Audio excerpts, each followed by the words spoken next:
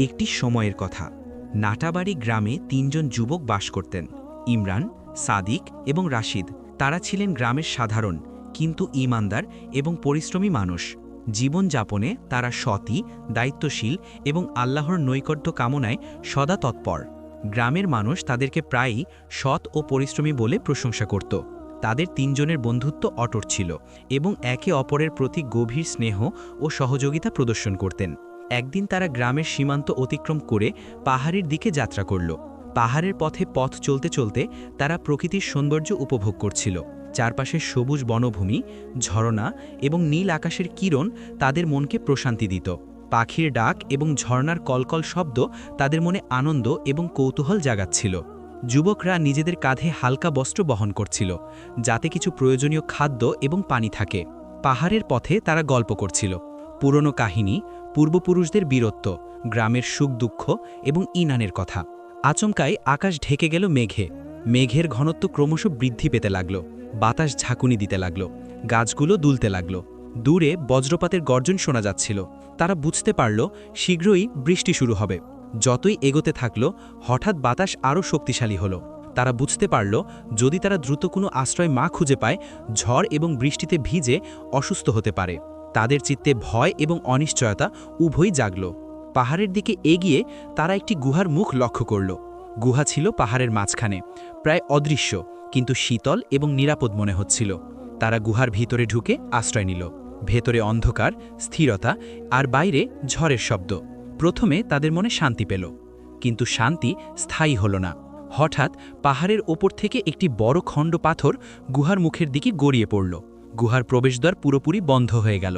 যুবকরা হতবিহ্বল হয়ে একে অপরের দিকে তাকালো। তারা বুঝতে পারল আল্লাহর সাহায্য ছাড়া তারা পাথরের চাপ থেকে মুক্ত হতে পারবে না। ইমরান প্রথমেই বলল, ভাইগণ, আমাদের এখন আমাদের জীবনের সৎ কাজগুলো মনে করতে হবে। হয়তো আল্লাহ আমাদের সাহায্য করবেন যদি আমরা আমাদের কৃতকর্মের স্মৃতি করে তার নিকট দোয়া করি। সাদিক ও রাশিদ একমত হল। তারা প্রত্যেকেই নিজেদের জীবনের কিছু সৎ কাজ মনে করতে শুরু করল। ইমরান চোখ বন্ধ করে আল্লাহর নিকট আবেদন করতে লাগল। তার মনে পড়ল তার জীবনের উল্লেখযোগ্য কাজ, তার বৃদ্ধ বাবা মা এবং ছোট সন্তানদের প্রতি যত্ন। প্রতিদিন সে দুধের পশু দুধ দিত এবং প্রথমে বাবা মাকে, তারপর সন্তানদের দুধ দিত। একদিন দেরি হওয়ায় সে বাবা মাকে জাগায়নি, তবে সন্তানদের আগে দুধ দিয়েছিল। তিনি ধীরে ধীরে প্রার্থনা করতে লাগল, হে আল্লাহ, তুমি জানো আমি আমার পরিবার এবং ছোটদের দেখাশোনা করেছি। যদি আমি এই কাজটি শুধুমাত্র তোমার সন্তুষ্টির জন্য করেছি, তবে আমাদের উপর থেকে পাথরটি খানিক সরিয়ে দাও, যাতে আমরা আসমান দেখতে পাই। ইমরানের এই দোয়াতে স্থিরতা ছিল। তার হৃদয় ভয় এবং আশা দুয়ের মিশ্রণে স্পন্দিত হচ্ছিল। হঠাৎ বিস্ময় ঘটে, পাথরটি খানিক সরে গেল। তারা অবাক হয়ে একে অপরের দিকে তাকালো। গুহার অন্ধকারে তারা এক ঝলক আসমান দেখতে পেল। তারা বুঝতে পারল আল্লাহ তাদের প্রার্থনার উত্তর দিয়েছেন। তাদের মধ্যে আনন্দ, কৃতজ্ঞতা এবং ঈমানের শক্তি আরও দৃঢ় হল। তারা জানল যে কোনো বিপদে আল্লাহর নৈকট্য প্রার্থনা ও সৎকর্মের মাধ্যমে পাওয়া যায়। তাদের মনে হল এই আশ্চর্য ঘটনা তাদের জীবনের শিক্ষা হয়ে যাবে। তারা স্থিরভাবে বসল, ধীরে ধীরে নিজেদের শান্ত করার চেষ্টা করল এবং পরবর্তী মুহূর্তের জন্য সাহস জোগাল। সাদিক, যিনি ছিলেন ধৈর্যশীল এবং বিবেচক, গভীর নিঃশ্বাস নিয়ে বসে বলল, ভাইগণ, আমরা যেটা দেখেছি তা আমাদের জন্য একটি শিক্ষা। আমাদের প্রতিটি সৎকর্মের জন্য আল্লাহর নৈকট্য প্রার্থনা করতে হবে। এবার আমার প্রার্থনা হবে। সাদিক তার হৃদয়ের ভেতরের গল্প মনে করল। তিনি ছিলেন গ্রামের একজন ধ্যান যুবক। তিনি জানতেন গ্রামের দুর্বল ও অভাবী মানুষদের সাহায্য করা তার কর্তব্য। প্রতি শুক্রবার তিনি গ্রামের অসহায়দের জন্য দুধ, খাদ্য এবং ঔষধ সংগ্রহ করতেন। তিনি তাদের ঘরে ঘরে পৌঁছে দিতেন। তিনি কখনো কারো কাছে অহংকার দেখাননি। তিনি ধীরে ধীরে প্রার্থনা করল, হে আল্লাহ, তুমি জানো আমি প্রতিদিন আমার শক্তি ও সময় দিয়ে অসহায়দের সাহায্য করেছি। আমি কখনো তাদের বিবেকের বা সমাজের চোখে কিছু পাওয়ার আশা করিনি। যদি আমি এই সাহায্য শুধুমাত্র তোমার সন্তুষ্টির জন্য করেছি, তবে আমাদের উপর থেকে পাথরখানিক সরিয়ে দাও, যেন আমরা আলোর দিকে তাকাতে পারি এবং আমাদের পথ পুনরায় দেখতে পারি। সাদিকের এই প্রার্থনা সম্পন্ন হতে না হতেই তারা অনুভব করল পাথর খানিকটা আরও সরানো হলো। তারা আনন্দিত হলেও এখনও পুরো পথ খোলা হয়নি।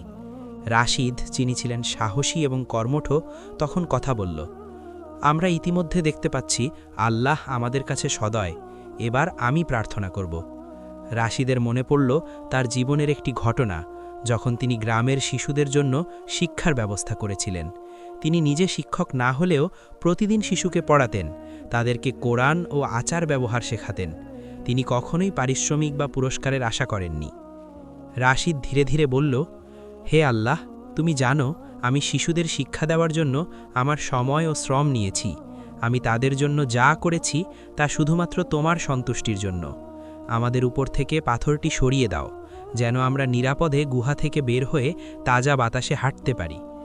তাদের এই 3 প্রার্থনার পর আল্লাহ তাদের উপর রহমত দেখালেন। পাথরের চাপ আরও খানিকটা কমে গেল।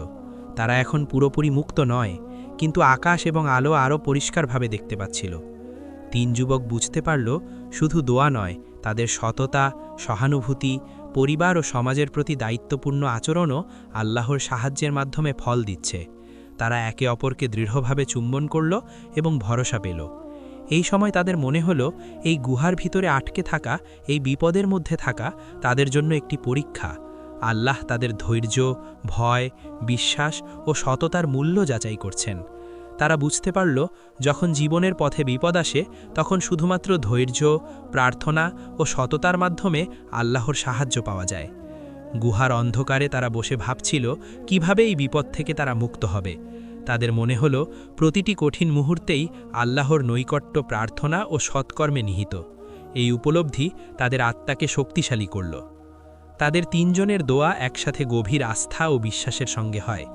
অল্প সময়ের মধ্যেই গুহার প্রবেশদ্বার থেকে অন্ধকার ধীরে ধীরে সরতে লাগল।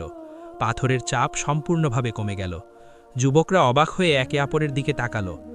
তাদের 3 জনের দোয়া একসাথে গভীর আস্থা ও বিশ্বাসের সঙ্গে হয়। অল্প সময়ের মধ্যেই গুহার প্রবেশদ্বার থেকে অন্ধকার ধীরে ধীরে সরতে লাগল। পাথরের চাপ সম্পূর্ণভাবে কমে গেল।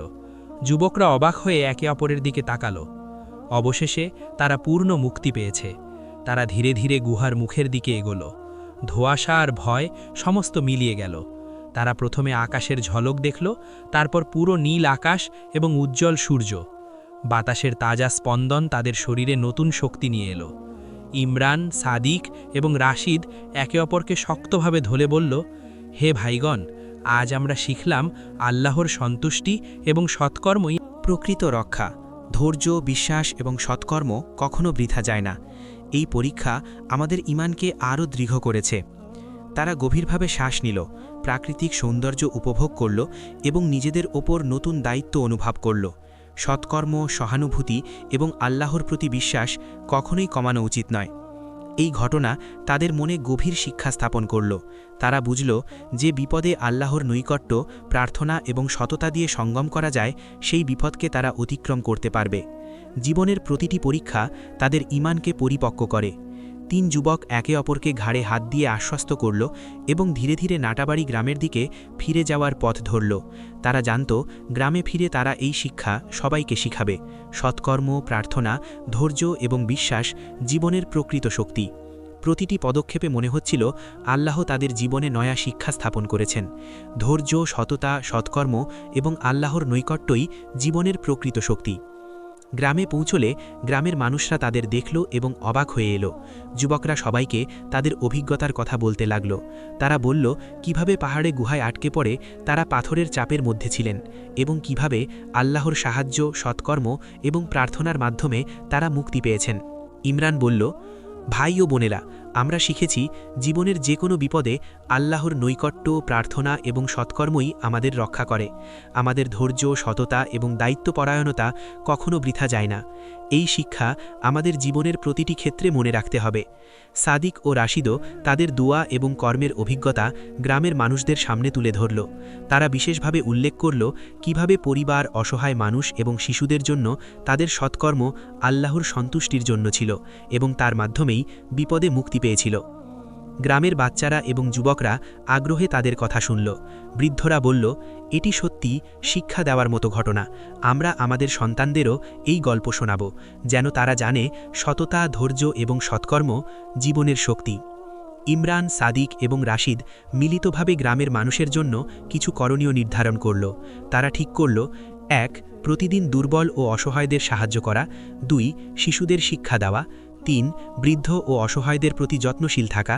4 সব কাজ আল্লাহর সন্তুষ্টির জন্য করা। তাদের এই উদ্যোগ গ্রামের মানুষের মনে নতুন জাগরণ সৃষ্টি করল। প্রত্যেকে ভাবল, জীবনের প্রতিটি কর্মকাণ্ড যদি আল্লাহর সন্তুষ্টির জন্য করা হয় তবে বিপদে আল্লাহ সাহায্য করবেন। গ্রামের প্রতিটি মানুষ, বিশেষ করে যুবকরা, যুবকদের কথা শুনে উৎসাহিত হল। তারা সিদ্ধান্ত নিল নিজেদের জীবনের প্রতিটি কাজ সততার সঙ্গে করবে এবং প্রার্থনা ও সৎকর্মের মাধ্যমে আল্লাহর নৈকট্য কামনা করবে। এই শিক্ষা গ্রামের পরিবেশে ধীরে ধীরে ছড়িয়ে পড়ল। মানুষ বুঝতে পারল, কেবলমাত্র ভয় বা স্বার্থাপরতা নয়, সততা, ধৈর্য, সৎকর্ম এবং বিশ্বাস জীবনের প্রকৃত শক্তি। তাদের হৃদয় নতুনভাবে জাগ্রত হল। 3 যুবকও নিজেদের মধ্যে প্রতিজ্ঞা করল, তারা নিজেদের জীবনের প্রতিটি দিন এই শিক্ষার প্রতি অনুগত থাকবে। তারা জানল, জীবনের প্রতিটি বিপদই একটি পরীক্ষা এবং প্রতিটি পরীক্ষা আল্লাহর নৈকট্য ও সৎকর্মের মাধ্যমে উত্তীর্ণ করা যায়।